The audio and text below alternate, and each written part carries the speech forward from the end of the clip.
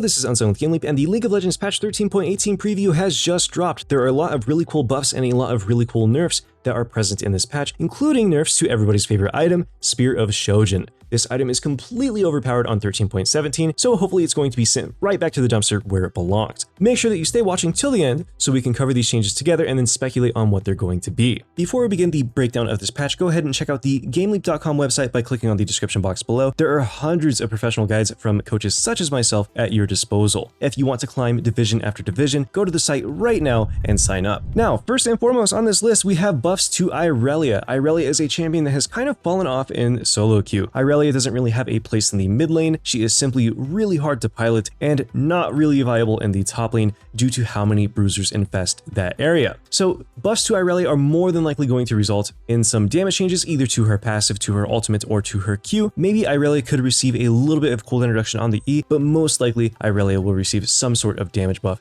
to help her be more viable in matchups that she counters, such as Gnar, and be less oppressed against some of the tankier bruiser champions, such as like Set, Darius, Mordekaiser, and the like. Gwangul is also receiving a bunch of buffs. This is pretty nice. Gwen received a bunch of pro-skewed nerfs near to her release, so hopefully we'll get some power back into this champion and make her a viable jungle pick again. Due to how this is worded, I'd imagine this is going to be a monster damage buff on either her passive or her Q. They could tack some monster damage on her E because this is more of a high elo or pro-skewed buff. Professional players and high elo players know how to use auto attacks a little bit better. I'd imagine that we're going to see a passive or Q monster damage ratio of some sort. Jen is receiving elite skewed buffs. This is going to be one of three things: CC duration, auto attack range increase, or a base stat increase. This is going to be relatively boring. Jen is more excited about the Stormazer buffs. They're a little bit further down than he is about elite skewed buffs. In elite play, Jen is an okay pick. In solo queue, he's always going to be a utility focus carry instead of more of a damage focus carry. So any buffs that are going to be towards elite play will be kind of minor towards solo queue.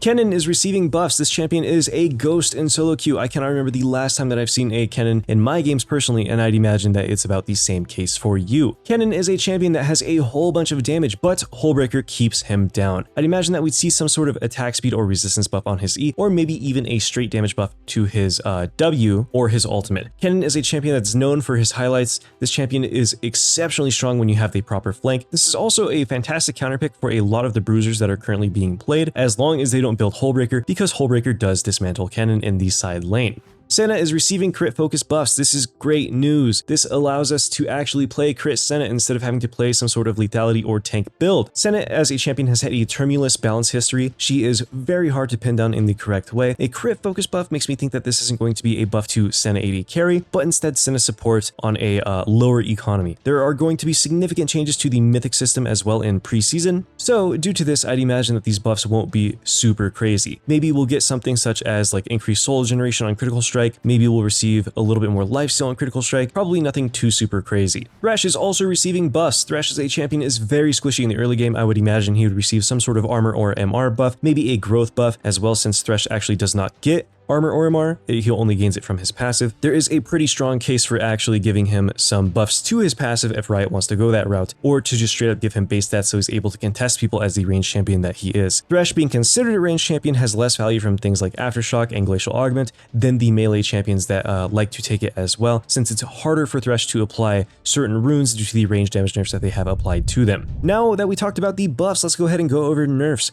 J4 is of course receiving a nerf on this patch. If you have played at all on 13.17, you understand why. Spear of SHOJIN is an incredibly overpowered item on this champion, and it has made his Q cooldown nigh existent. This allows J4 to have an incredible amount of mobility out in crowd control due to the sheer amount of sustain that he gets from Gore Drinker and the ability haste he gets from SHOJIN. Because J4's Q and E are not considered in immobilization due to how they're coded, they benefit more from the ability haste passive that is on Spear of SHOJIN when compared to other champions. There is not a single champion that has received a stronger set of buffs from the SHOJIN changes than J4. More than likely, J4's Q cooldown will get knocked down a peg or two. They could actually hit the E's attack speed as well, as it's a lot of free stats and you can have multiple flags up due to how much ability haste you get, but we're probably going to see a nerf on that Q cooldown.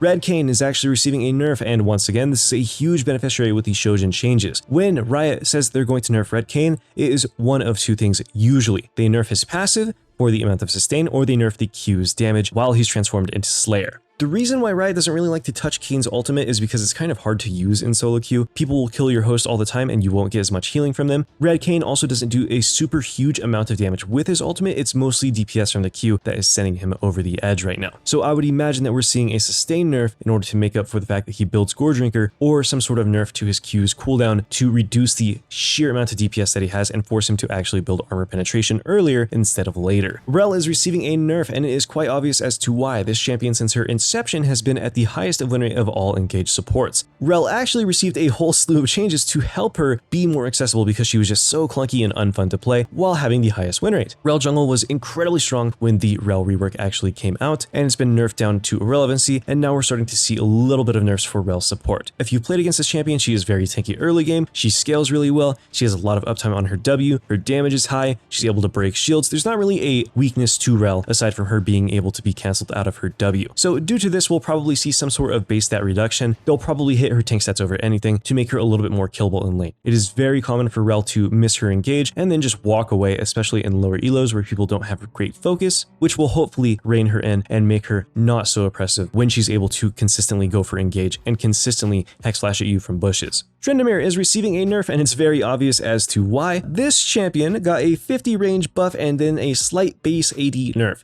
A base AD nerf will not make up for the fact that Trynd gets an extra auto or two over the course of a trade. It would take a lot of autos for that nerf to actually matter. When Riot proposed the Tryndamere buffs, he was only going to get 25 range. I would imagine that they're going to ship that 25 range instead of the full 50, and that is going to be the nerf there. Tryndamere more than likely is going to receive a big ol' minus 25 for his auto attack to bring him more in line with other fairer champions. Xayah is one of two viable crit ADCs at the moment, with the other one being Zeri, who is also slated for a nerf, and it's pretty apparent that she needs a tuning down. Xayah's W is one of the strongest DPS tools in all of League, and her E absolutely slaps. More than likely, Xayah will receive a change to her R cooldown to make her a little bit more accessible. She does get a lot of ability haste from Navori Quickblades, which is usually going to be her most bought item, but we could also potentially see a shift on her W's cooldown, the damage on her E, or the W's damage overall. They will probably not touch Xayah's Q, as it's her least used ability and least influential ability, especially with a crit build in the lane phase. We are not reliving the same airy Xayah meta that we did before. Zeri is receiving nerfs that are going to be primarily focused towards elite play and professional play. In solo queue, especially in the average tiers, Zeri is not an overpowered mess, but she does have a lot of benefits going on for her in the hands of a skilled player. Her Q's range is very long, especially with lethal tempo. Her E, when paired with Navori, makes her hyper mobile. Her ulti and her W are very hard to deal with. The slow on the W is incredibly oppressive, and the movement speed bonus as well as the mixed damage on the ulti is pretty hard to balance. She gains an insane amount of movement speed, has insane range, insane mobility. It is pretty clear as to why Riot actually wants to knock this champion down a few pegs. Her being a viable crit ADC in a land of nerfed crit items is also a telltale sign that this champion might be a tad overtuned, so we'll probably see a nerf to Zeri's Q damage, maybe her interaction with Navori, or perhaps her E cooldown. Now that we covered all the champion adjustments, let's go ahead and talk about these system changes that are going to be happening. Stormrazor is getting buffed. This is primarily to buff up a little bit of the crit damage AD carries. Crit damage AD carries have significantly taken a nosedive, especially if they build something like Stormrazor or Static Shiv. The Shiv champions are holding on by a thread as is, and the Stormrazor champions are basically non-existent. If you're not building Kraken Slayer, you're kind of griefing at this point in the overall balanced ecosystem of League of Legends. So Stormrazor is getting buffed. They're probably going to increase the AD on this item and make it not such a terrible purchase. This item got nerfed a whole bunch after 13.10, and it's very clear as to why. The magic damage on it was huge. The movement speed that it had was huge. The AD and the attack speed that it has were pretty solid. We'll probably see a revert to some of the prior changes to bring this item more in line with other AD carry items currently. Spear of Shojin is receiving a nerf, and yeah, it's a little bit overdue. I would have preferred a hotfix to this item personally. This item has been really strong for a long time. It's just been slapped on. Now that Spear of Shojin has received that HP buff, it's turned a win more item into a, hey, this is better than your mythic item for a majority of champions. We'll probably see a change to the item's health. It went from 350 health to 500 health, which is a massive increase for most bruisers. The build path got a little bit easier. The AD got reduced a little bit to make up for the fact that we're gaining so much health, and they overall kind of nerfed the ability haste. I would imagine that they would not nerf the ability haste again, and instead that they'll take off some of the health. Maybe like a 75 nerf would be pretty decent for this item and still leave it viable, but not the overpowered mess that it is right now. Next up, Crown of the Shatter Queen is receiving an adjustment. Usually an adjustment means a nerf that Riot does not want to state as a nerf. This might be like a buff to the passive's cooldown in the early game and like a nerf to it late game. game. This could be AP gain while also like an HP loss. You get the idea. An adjustment usually means that it's going to be some sort of buff or nerf instead of just being a flat out adjustment. They could go with an early game buff and a late game nerf, but more than likely we'll probably see some sort of HP adjustment while nerfing the HP that the item gives to kind of bring it more in line with other mage items. Now, next up and last on our list is going to be a change to Static Shiv's Wave Clear. If we look at the context that these changes provided, it's very clear that Riot is unhappy with the state of Shiv's Wave Clear in the late game. So we will probably see a change that is going to give us more damage in the early game and then less in the late, or this is going to be a flat out nerf. What would be really cool is if Riot gave this a crit scaling like old Static Shiv, so it's not getting pushed by so many classes. This is still okay to build on some mages. Kai'Sa is still capable of building this item. Riot doesn't like that this item has such a high AP user base, so hopefully we'll see some sort of crit ratio that's tacked onto this, which makes this only usable by marksmen instead of by everybody, but that probably won't be the case, and we'll probably see just a net minion damage nerf because Riot is so unhappy with the wave clear. So hopefully the adjustment on this won't be too heavy-handed. The item is really fun. I think the majority of the community actually likes building it. Not too many people like playing against it, but there could be a happy middle ground or both parties that revolves around you actually having to critically strike to get the most out of this item. Anyways, this was Unsung with GameLeap. Thank you all for watching, and I hope you all have a wonderful day. Make sure that you check out GameLeap.com by clicking on the description box below to get more access to all things League of Legends. But anyways, I will see you all in the next video. I hope that you all have a wonderful day.